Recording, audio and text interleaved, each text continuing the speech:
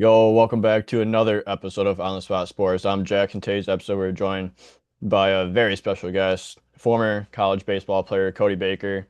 Cody played high school baseball at Downers Grove North High School in Downers Grove, Illinois, and then he made his trip into college ball with William Penn University for a couple years before going to Elmhurst University to finish out his college baseball career. And he's also faced a lot of adversity throughout his career. So I'm really excited to get you on and dive into all that because everyone can learn from something like that when you're going through adversity and still go up on top. So just want to preface that but Cody, I want to welcome you to the show. So Yeah, welcome man. to the show, Cody Baker. Appreciate you having me on, man. This is pretty awesome. Yeah. Yeah, the hockey seems like a hockey podcast. Really, happy to hop on here and kind of represent my sport, and Yeah. talk some ball, man. Yeah, I'm excited. Yeah, absolutely. And like it is like a hockey podcast, but like I also like to bring on like other sports too, because like I played baseball throughout for like 19, 20 years. So, like I know the grind and everything. Like I Yeah, like man. hearing other guys' stories and just the stuff that they go through to get to where they want to be. So I'm excited to have you on. Yeah, no, excited to be here, man. Yeah. Yeah, but to start things off, like can you give the viewers like a little background information on you, like when you started baseball and like what really made you go into the sport? Oh yeah, man. Damn, man. Like baseball is it's been like my passion since I was a young kid. Played all through T-ball, moving up through coach pitch, and then eventually all through college. And I've always had a certain love for it. Don't know where it came from. I come from like a football family. My pops played football all through high school and a little bit in college. Played a little semi-professionally too here and there. My brother, big football guy, big wrestling guy. So I mean, I was always the unique standout in my family, the baseball guy, the pitcher or the lefty, you could say, when it came to that. But no, yeah, but one thing about my family is my pop's side of the family, South Siders. So grew up a diehard Sox fan, and I just remember watching that '05 team Yeah. growing up as a kid, and that's watching those guys. That's what made me fall in love with the game, man. And since then it's just been I bleed the game. Yeah, I love So that. And like that was such a good Sox team too. Like I wish they could get back to that, but yeah, hopefully I know, soon. man. It's been tough times, right? These days, and like as a kid, I look back on those days and like as a younger kid, like I wish I was old enough to really like appreciate like how good that team was. Like as a kid, you're just Yeah. like, you don't really understand like how hard it is to be on top of Major League Baseball and to be that top team and be a winning team and eventually win a World Series. You don't really know how hard that is when you're that young of a kid, especially nowadays, man. Looking back on those days, really makes you miss them. Yeah, exactly. And like as you Yeah, go up, like you learn how much of a grind it is, and then like pro ball is even harder and even more attentive to like your craft as well. So like just you went through youth to high school to college, so you've been everywhere as well. So like I'm excited to dive into that and just tell your story of the grind. yeah, no. So yeah, my career, I guess my playing career, I guess you'd say past middle school was a little bit of a rocky one for me. Ran into a lot of challenges along the road, as you can say. Believe it or not, I was actually cut from my high school team my junior year, and later on, going on to have finding out that I had torn my UCL and had to have Tommy John surgery at 17 years old. No, yeah, there's been a lot of roadblocks, you can say. Um, Went to multiple schools in college. Um, I guess really it's just yeah, have that love, that passion, that drive that I've always had for the game. It's what really kind of got me through those times. Um, yeah, so Yeah. Like that a that tough like journey. Yeah, challenges your love, how much you love the game and everything when you're going through all that adversity, especially Tommy John surgery. Like that's one of the toughest surgeries you can get for baseball. So like just take yeah, us through especially as like that whole Mhm. process and like getting back to where you wanted to be. Yeah, when I was cut from my high school team, it wasn't really like easy for me to handle. Could have been super easy for me to kind of just give up on baseball there then and there. But I looked at it more as like a challenge. Instead of being like, hey, this is just a sign that I got to keep working harder. Like if I don't have it now, then I'm sure shit gonna have it, a year from now, and I'm gonna Yeah. try to make the team the next year. Um, I remember walking out because that year they did in-person cuts. It was the current head coach at Downers Grove North. It was his first year, I think, going into his, and he wanted to try out that style, I guess. I don't know. And I just remember sitting in that meeting and him telling me to my face, like, "Hey, we're not going to roll with you this year." And and then that was the last thing I remember from that conversation. Could have said this, and that. I couldn't really tell you what happened after I heard those words. And I just remember walking out of that meeting, just experiencing all sorts of emotions, Yeah. anger, sadness, obviously let the feelings flow, let the negative feelings. And at the time I had a lot of negative feelings towards the coach for not seeing my full potential. Um, you know, Obviously those feelings never really stuck around, but at the time I used it as a motivating drive to kind of, kick it into gear a little bit and start putting in the work that I need to put in to hopefully make the team next year. Um, but I just saw, yeah, I'll go on a note though. I don't have any negative feelings towards my high school coaches now. At that time, they're great guys and they're doing great stuff over there at Downers Grove North. But it's definitely something that I look back on constantly, even now, with my collegiate career being done. I'm thankful for it happening because without it, I don't think I would have had the drive and the work ethic that I have today. So after being cut from the team, found out that I needed Tommy John surgery. I've been having had elbow issues since my freshman year of high school. It's just, looking back at videos as a pitching guy now, like, man, my pitching mechanics, they weren't the prettiest pitching mechanics. Uh, so it was no shock to me that had to go under the knife. And that in itself was a little bit of a journey. You think about getting cut from their team your junior year and then finding out that you can't even have an opportunity to make the team the following year because you're going to be, kind of, you know, under the knife, Yeah. not going to be able to have that opportunity. But again, I embraced it and I embraced the challenge. And it was either you can play your senior year, you know, throwing 65 miles an hour, not your full capacity, or you can go under the knife and you can have a chance of playing at college and potentially past that. And it was an easy decision to make.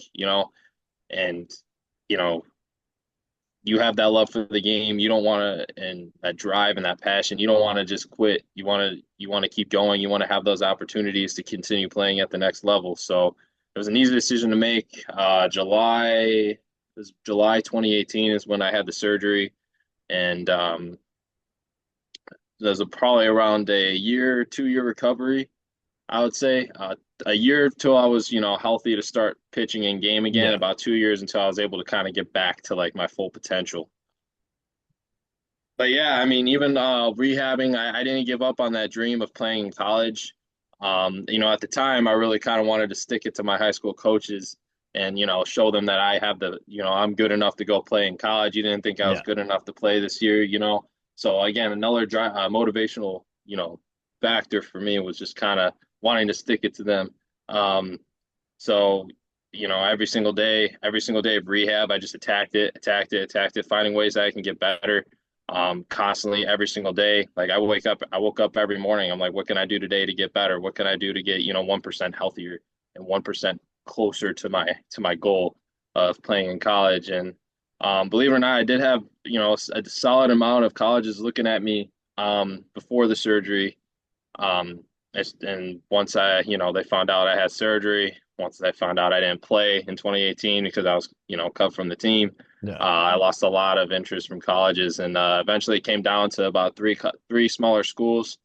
Um, One school offered me a pretty good chunk of money. They saw a lot of potential in me, and for me, that was flattering in a sense, you can say, to have like a coach actually see your worth and be willing to work with you through your challenges. And so eventually I went to William Penn on a scholarship. Got to Oskaloosa in the fall of 2019. Um, by then, I was clear to pitch in inter squads. And missing about 2 years of high school baseball, it was definitely a tough scene to just jump right into the Yeah. college setting. Um, but you know what? I remember on day one, our college coach bringing us in for a meeting and just telling us like, "Hey, you freshmen, like the best possible way you're going to be able to have success here, or have success as a freshman, or even a chance of possibly playing in the spring, is you just have to like dive right into it, and you can't just like sit there and dip your toe into the water. If you want to make yourself known here, you want to put your name on the map for these coaches, like you got to just dive right in." And I took that and I ran with it. Like I dived right in, did what I could, showed up 15 minutes early, went hard every single rep, every single PFP, um, constantly asking questions to our pitching coach. Well, hey, coach, just came off Tom. They were aware of my situation. I just had Tommy Yeah. John surgery, but just constantly picking their brain, like, hey, what can I do here to, get a little more spin on my curveball? What can I do here? What do you think about adjusting my arm slot? This, and that. Just constantly picking their brain, and that eventually led to me getting an appearance in one of our first fall games.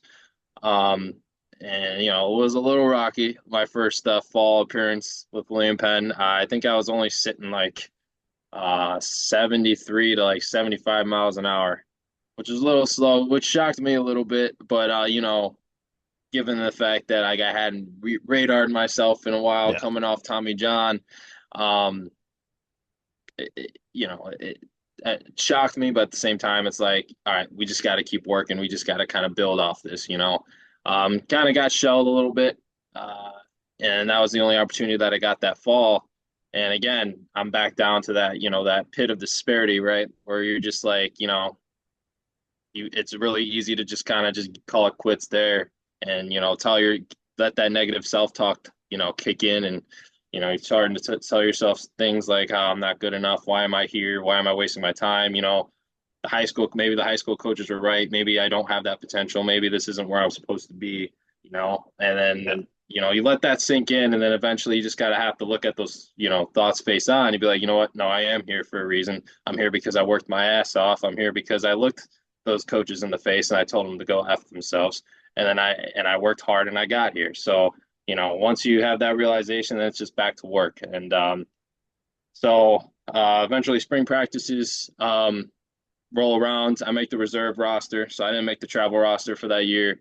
But I did make the reserve roster, which was one step closer to possibly making it. So, just continue to work hard, show up to the spring practices, the winter practices, give it my all, do what I can, individually to Yeah.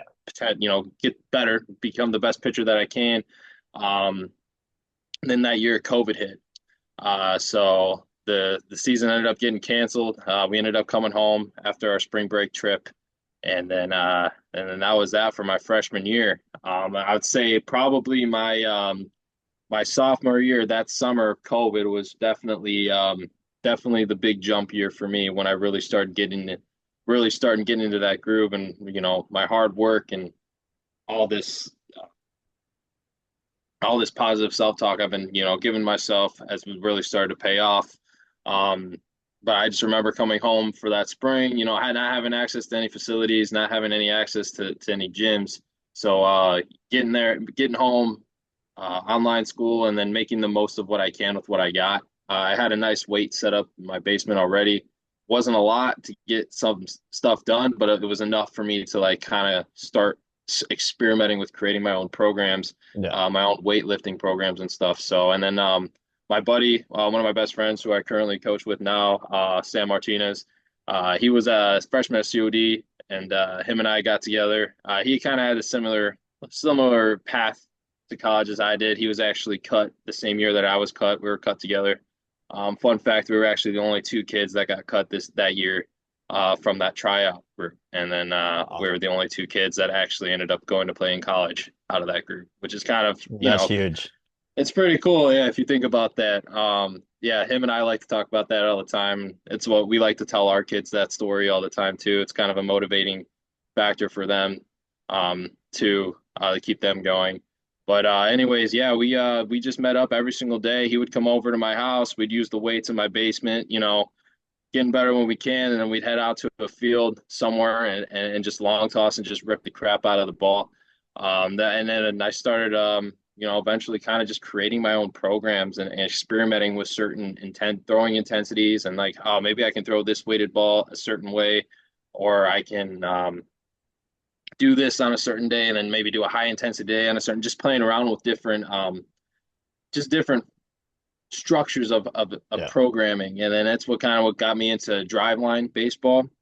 And then getting used, getting into the plyo ball stuff and then the weighted ball, long toss programs.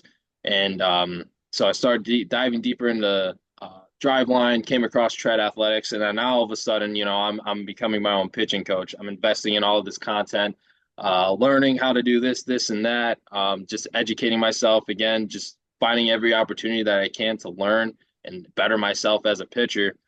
Little did I know by doing this, I'm gaining all this knowledge about pitching mechanics, about throwing programs, and all of a sudden I'm coming back into the fall, that fall after COVID, that summer COVID 2020, yeah, so fall 2020, and I'm throwing 10 miles an hour harder than I was throwing the previous year. I was sitting about 85, 86 in our first fall scrimmage.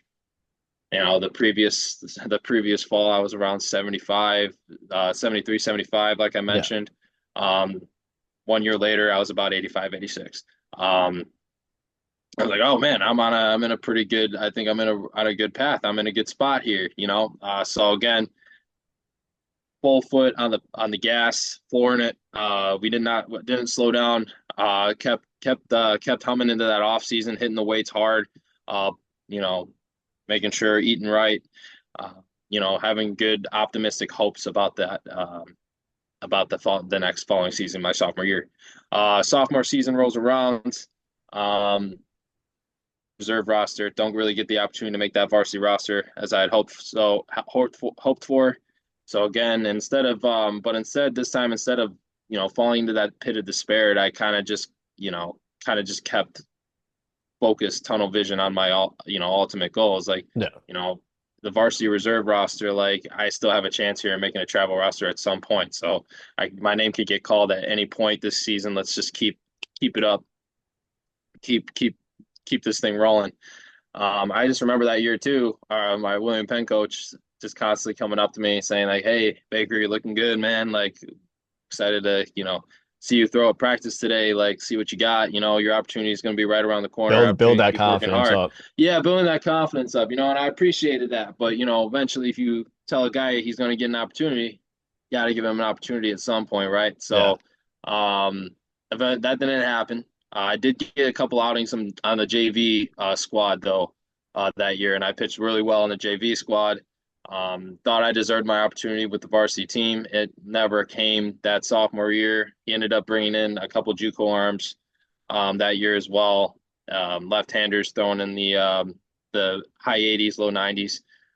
We also had a guy, starting pitcher that year, was also kind of a stud. Um, who ended up going on to play indie ball after his time at William Penn. And again, that pit of despair kind of started to creep up on me. Coach promised me these opportunities. I'm working my ass off. My velocity is the highest it's ever been in my career. My arm feels great for the Yeah. first time ever. Like my elbow doesn't hurt when I throw. I got my mechanics and like locked in. And then my opportunity never came that sophomore year. So um, pissed me off. I was pretty pissed about that. That season went by. I only got JV innings that year and thought I deserved more. So started threw my name in the transfer portal. Looking around schools in the Chicagoland area, D3, other D3 schools in Iowa. Just looking at places that would be willing to give me an opportunity. And then it came down to, I think it was around July. I got an email from Elmhurst, the coach at Elmhurst at the time, Joel Southern, invited me on campus for a visit, wanted to meet me, saw my film from William Penn that I had, my JV outings, thought I looked really good, wanted to, bring me in. So came into William Penn, not William Penn, sorry, came into Elmhurst for that visit, had a good visit, liked the guy, the head coach at the time, liked him a lot. um, close to home. So figured why not pull the trigger on this school. And so fall of 2021, we're ended up at Elmhurst, and that's where I finished the rest of my 3 years at Elmhurst in the bullpen as a relief pitcher, and I got a lot more opportunities at Elmhurst than I did at William Penn. Well, I thought they were well-deserved opportunities. We had a lot of ups and downs at Elmhurst, but you know what? I really appreciate my time. It's a decision that I'm really happy that I made. I was much happier at Elmhurst with my teammates, with my coaches. We didn't win a lot of games. We weren't always the best, but the camaraderie was there. I learned a lot as a coach, learned a lot as a player, and then eventually as a coach from the staff, the two coaching staffs that I played under during my time there. So it was definitely all roads lead to one thing, and Elmhurst is definitely where my collegiate career was meant to play out and Yeah. finish. So Yeah, yeah. that's like a crazy. It's a rocky start, and then just kept being rocky, and then like you face all this adversity, and then you finally get your opportunity in Elmhurst, and like the challenges, it makes it all worth it. Like when you do go through all those challenges and adversity that you face through surgery, getting cut, and then just like not getting the opportunities that you thought you deserved and all that, like it all builds and like motivates you even further to just get your head down to the grindstone and just grind it out and trust that process, which I think you did. And like you like truly believed in the process, which really helped you get to where you wanted to be. Oh yeah, and it's work mindset, and a work ethic that I take with me. It was created in the game of baseball, but it's Yeah. something I take outside of baseball and everything, whether it's my schoolwork, whether if it's the current job that I do now, like it's something that's been instilled in me. And again, I'm grateful for it. And I have this awesome, amazing game of baseball to thank for that, because Yeah. no matter what in life, what I'm doing, like I'm always going to continue to work hard. I'm always going to push for success, and it's just something that's been ingrained in me, man. So Yeah, I love that. So then you go into Elmhurst and you get those opportunities and like that's probably where your development started to really take off because you're enjoying everything that you're doing. You're enjoying the whole yeah. environment. So like what was that development period like for you to really like reach your potential? I think like I mentioned that summer of COVID is when I really started diving deeper into like the content put out by all these big pitching gurus like Driveline, Tread Athletics, Tom House. I really did invest myself into learning more. What can I do to apply to my own playing career to help me like become a better pitcher, help me throw Yeah. harder, help me throw more strikes. And then eventually that knowledge kind of retained itself over time. And I took that and I just kept building off of it. And eventually I know all this stuff about when pitching and pitching mechanics and as a whole. And when I got to Elmhurst, our pitching coach loved the guy, great guy. A lot of other pitchers didn't really think he was the best pitching coach. Sometimes you have it, sometimes you don't. He was a former player. He's a good guy. Like I'm not trying to Yeah. shit on him or put him down or anything, but that's just the opinions that other guys had. And they would come to me a lot for advice and pitching advice. Like, hey, Cody, can you watch how my back leg or watch my hip rotation on this next throw, or where's my arm lining up when I'm coming down the mound here in this throw? And I'm like, oh wow, these guys are kind of seeking me for advice, and this is kind of cool. And testing my knowledge, all that knowledge that I've learned, I'm like, wow, I can do this. Like this is kind of awesome. I just helped this guy throw 3 miles an hour harder with one adjustment that from the knowledge that I've learned. So eventually, it kind of led to me doing my own, like putting myself out there on the map as an instructor, as a pitching instructor. Um, so I, put out a flyer one day and got a few, got some traffic from that. Got a few moms that reached out to me like, "Hey, can you work with my 8-year-old son?" Like, sure, yeah, let's get it going. So I had my first lesson with this 8-year-old kid. Went great, and then eventually word of mouth started telling me like, "Hey, there's this college kid, Elmhurst kid, doing pitching lessons," and next thing you know, I'm working with a bunch of different kids. I have decided to make an Instagram account as a, again, to get kind of spread awareness of what I'm doing, trying to get my brand out there. And then eventually I created my own brand. And I think a lot of that has to do with transferring to Elmhurst. I think if I never really transferred to Elmhurst, this brand that I have, this or that I'm trying to build, wouldn't be a thing, and it all started Yeah. with, guys, asking me for, advice and putting that knowledge to the test where it kind of made me realize that, oh, I kind of have, a knack for this coaching thing. Uh, so again, getting to Elmhurst, is one of the best decisions I think I could have made for my career as a whole.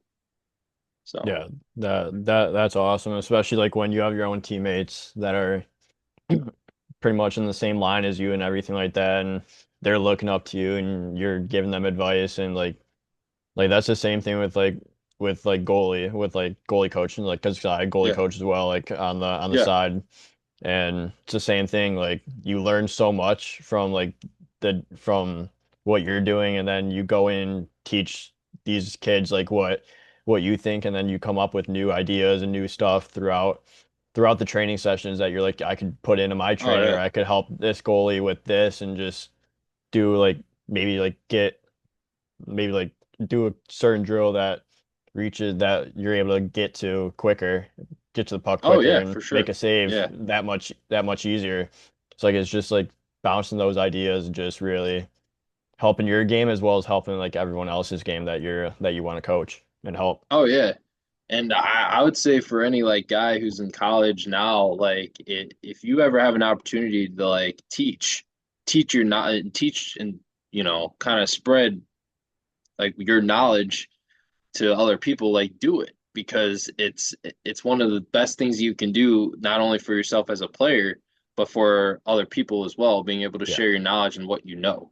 And I think coaching and instructing for me helped me as a player because, I'd be working with this kid and he'd be doing this one thing wrong with his mechanics, and I'd be like, oh shoot. Am I doing that too? And then I'll look at myself there. I'm like, oh my God, I didn't even realize I did that until I watched this kid throw. So it's Yeah. like coaching not only it's you know something that I loved doing, but it is also something that's helped me as a player as well during my time at Elmhurst. Yeah, and like you're also So, practicing what you're preaching to these kids. So, like if you do it, yeah, they're more than likely to follow you because you're not just saying you're doing this and they don't know if you're doing it. But if you prove that you're doing it and like it's helping, like they're gonna follow you even more, and you're gonna get more clients as well as get better, like you said. yeah, for sure, yeah, yeah. Yeah, but like what like going into a into a game when you just go in for relief, like what's your mindset Yeah. going into it? And like you're because like there's a lot of Oh, positive mindset things that you're gonna have to do, especially if a game's on the line. yeah. So yeah, I was a reliever at Elmhurst, and yeah, it just depends on the situation. Whenever you're put in a game and you're down by a lot of runs, it could be a little less nerve-wracking because there's, a Yeah, little bit more margin for error. You're so you're not like, or you're not even as amped, I guess you could say, to go in, but you're not as nervous because there's a little that less margin for error. yeah, So I was probably about my first year at Elmhurst. I was kind of in that role where I'd come in when the game wasn't really necessarily close or weren't any high stakes. And I pitched pretty well that year. It wasn't until that following year where, I started to embrace a little bit of a bigger role out of the bullpen. And, I'm coming into these games that are like 2, 3 run margins, and that's something that I really had to kind of get you that feeling that of those butterflies that you kind of really had to get used to when you're warming up or preparing to go in. And for me, I think one of the things that helped was just kind of staying in my own head, yeah, continually uh, flowing affirmations in my head, telling myself that I'm a dominant pitcher. I'm capable of going in there and giving my best effort and just absolutely dominating. That's one thing that kind of helped me calm my nerves. One thing that I think I did outside of the mental preparation was I ate Skittles in the bullpen. Don't know why, but I just feel like chewing on the Skittles, playing with the Skittles in my mouth, it kind of helped me stay more grounded in a way. Yeah. It's weird to say, but every pitcher has their own thing when they're, especially in the bullpen as a reliever, has their own thing. For me, it was eating Skittles. So I just pop a few Skittles in my mouth in between warm up pitches. And then eventually, towards the end of my warm up in the bullpen, I would go through a little bit of a simulated at bat, sequence of my pitches, you know, hit certain spots that I feel like are going to work uh, when it comes to attacking the other opposing team's hitters. And then next thing you know, coach is walking out there raising his left hand and it's go time. So I would say the nerves are definitely higher before you toe the rubber. Yeah. Once you get on the rubber, once the coach hands you that ball and you get on the rubber, those nerves just completely just disappear. I think it has a lot to do with that mental preparation that you're doing before your outing beforehand. Yeah, yeah, that's a cool way to look at it and everything. And like you said, like you're doing like simulated pitches and all that, like simulated at bat, like when you're in the bullpen and then you get that call and maybe stuff isn't going as well as you hope it would. Like how important is it to like be able to adjust on the fly and just be adaptable when it does come because Oh actually in a yeah. game situation. It's super important to be adaptable and make adjustments. On both sides of the ball, Yeah, whether that's hitting or pitching. You know, as a baseball player, if something's not working for you, you have to be able to make an in-game adjustment yeah, because the baseball is it's a game of adjustments. I don't know if you heard the saying that baseball is 10% mental, 90% or 90% mental, 10% physical. yeah, However that saying goes, and it's true. And when it comes to being having to make adjustments, it's all mental. So it's something that you have to be able to do, whether especially when you're struggling. So when you're on, right? yeah, When you're feeling great, like there's no need to make any adjustments, and and to me, that's 100% a mental thing. So whether you're pitching, hitting, I tell my kids all the time, feel like you're struggling, you have to be able to make an adjustment. You have to know what you're feeling, where your body is in space, and you have to be able to, correct certain miscues, certain timing issues on your own. You have to be consciously aware of that. As a coach, I can only tell you so much, but yeah. as a player, you're in your own body, your own feet are in that batter's box. You have to be able to make an adjustment when, you feel like something's off. So, Yeah, you're in control in those situations. So you can only say as a coach as much as you can, and it's up to the actual pitcher to be the one to actually do what you told them or just to go with what they're doing. But like I like how like you're it's a lot of like mental stuff and it's just you're saying affirmations and staying positive because like when things hit the fan, like your first thoughts are negative and you're like, oh, yeah. like I Hmm. suck. And then once you say that, that creates Yeah. like a chain reaction that everything's gonna go down the shitter then because you're saying you're just tearing yourself down. But if you have that mental capacity and like the to stay positive, like that's where you're gonna have leaps and bounds of just in your development to get better and like Hmm. you'll have more success in for innings as well. Oh yeah, and it's that pit of despair that I was talking about, right? So Yeah. easy to fall into that pit, man. Whether if you're going 0 for 4 at the plate, maybe you're just getting shelled at the mound, like it's so easy to like speak negative about yourself when negative things are happening on the baseball field.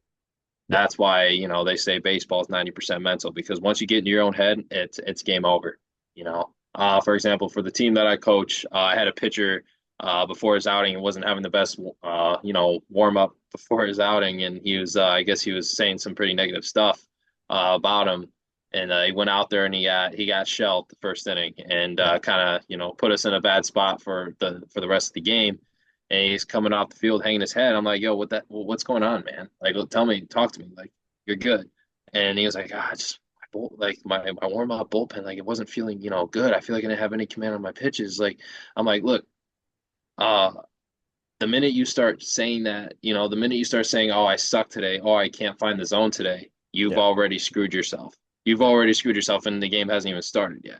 So it's why it's extremely crucial, like for his pitchers, for any baseball player, any athlete, honestly, to have that positive mindset before going into a game, um, because that stuff carries over. And if you're being talking negative, not feeling the best going into an outing, then, eventually you get what you put in, right?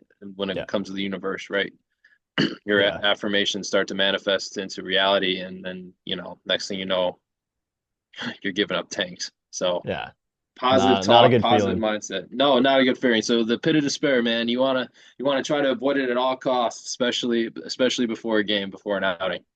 Yeah, exactly. I love like I love how you like stated that and everything, and just to be so positive, because it is drooling when that happens. But like we talked about this episode, you've been cut, you've been challenged a lot with adversity and obstacles. Like, what are tips and advice that you'd give for the younger guys, and even guys like your age that are still going through like stuff like that, and like to stay on top of it, and just to keep developing and like having that fuel of Yeah. adding that fuel to the fire. Yeah.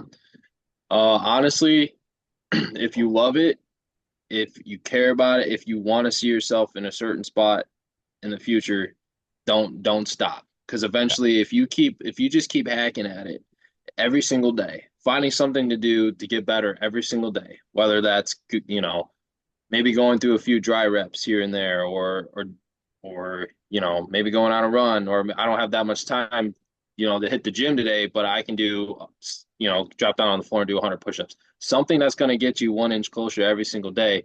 Just keep hounding at it. And if you love it, if you love what you do, if you care about, achieving this goal that you set for yourself, eventually you're going to get there. If you do that one thing every single day, that's going to help you get 1 inch closer. yeah. For me, um, that's what worked every single day. And to this day, like, I still can't take a day off. Like, I have a hard time as a guy who's been, through so much in my playing career, so much adversity. Like, it's hard for me to take a day off or take a rest day in the gym. That meant that I've instilled it in myself, that I have to do something today to get better. I Yeah. have to do something today. And it's that mindset that's going to get you to the achieving your goals. It's to get you to where you want to go. So you really have to fall in love with the grind and the process. And like once you really go all in, like no doubts whatsoever about like what you're doing, like that's when you're going to be successful. That's when you breathe success, because you're building that confidence every day, and you're doing everything from the workouts, what you're doing off the field, off the ice, off the court, whatever it is in any sport and any in life as well. Like you're doing the work. You shouldn't have to question what you shouldn't have to question what you're doing, or how, or if you're going to be successful or not, because you're putting everything you have into it, and you're giving it your all every single day. Yeah, and I would add on too. A lot of it too is you got to have like a motivating factor, right? Yeah. What this drive, well, what's going to kick this drive into high gear? Like, it's for me, it was getting cut from my high school team, feeling like I wasn't good enough. You know what I'm saying? Yeah. Like, feeling that sense of, oh, I'm on my own, so I have to make this happen on my own because these coaches, they don't want to help me, right? So it's having that, finding that drive. What is it that drives you towards this purpose? Like, is it maybe you have a parent, who believes in you, or maybe a past loved one who you're trying to do it in memory of. Yeah. Um, my senior year, I lost my dad, and for me, that was another motivating factor for me to go out there and just give everything I got, every time I step onto the mound, right? Every time I Yeah. pitch, I do it for my dad. Before every outing, I write in the back of the mound, I write my dad's name. It's having that motivating factor, right? That pushes you that, towards giving that 1% every single day, doing that one thing that's going to make you 1% better every single day. Yeah, that's huge to have that motivating factor, because it just pushes you every single day. And if you don't do it, like you feel like you're failing them or yourself or whatever it is. But if you have that motivation every single day, that'll help you get up and really put that 1% better into every single day. So if you're 1% better every day, get better at something, that's Yeah, 365% throughout the year. So you're gonna be a whole exactly. another player by the next season that comes. Yes, sir. Yes, sir. So, Yeah. It's all about finding what drives you, having that purpose, establishing a purpose and, doing what you can every single day to reach it. Yeah, exactly. That's what it's all about. But like throughout your baseball career, like I'm sure you share a lot of good memories with like throughout your career of everything that's happened. Like obviously like there's adversity and challenges, but like Yeah. with every challenge there's something good that happens. Like what are some of like Mhm. those happy memories of playing baseball? Yeah. So, like I mentioned, my senior year, I lost my father, suddenly. It was unexpected. It was obviously, that's a traumatic, experience, for any kid to lose a parent. And Yeah. I remember, getting the news and having to step away from the season for about a week. I didn't go to practice. I didn't go to any games that week. Yeah. My coaches were totally understandable. But um,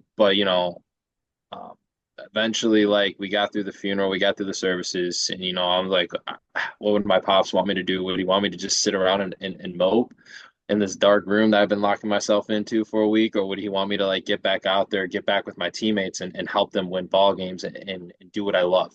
Yeah. So that following week after a service, we went on our Florida trip, and my first outing back from losing my dad, I ended up having a career high, like 3.5 innings, 3 2/3, um, shutout, had a couple strikeouts, and I got my first college win as a pitcher. And I remember stepping out of that mound for the first time, coming into that game.